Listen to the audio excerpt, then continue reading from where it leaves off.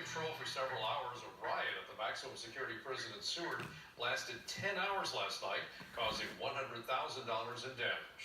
Now, the Department of Corrections says it started around 9 o'clock in the evening when more than 60 prisoners barricaded themselves inside a prison housing unit. Channel 2's Derek Minnemeyer is live in Seward tonight with the very latest. Derek.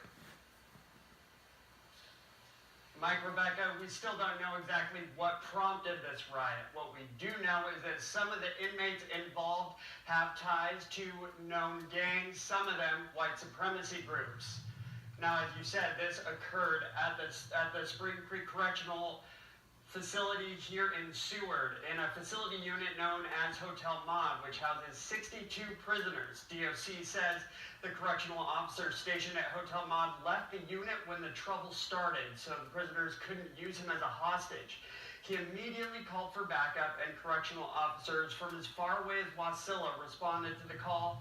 We're told officers arrived at 3 a.m. That was 6 hours after the chaos started. The DOC says officers finally controlled the situation by 6 o'clock this morning using non-lethal restraint methods. Now, I asked a retired correctional officer who worked at Spring Creek Correctional Center for 20 years for insight into what it's like for officers inside the prison. He said during his time there, he was never trained on how to deal with gang-related violence. Never had to deal with gangs in prison much. We never brought in training and stuff, it wasn't ever a problem, so you didn't have to bring in and teach about gangs a whole lot. There was a little bit of stuff here and there, just kind of, but that was more for other prisons in the lower 48.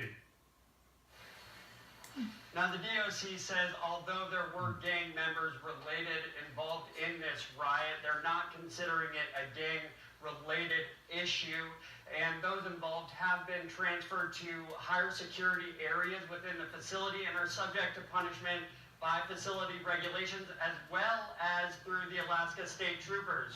Reporting live from Seward, Derek Minnemeyer, Channel 2 News. The Department of Corrections declined our repeated request today for an on-camera interview to talk about what happened at the prison and what the situation is now.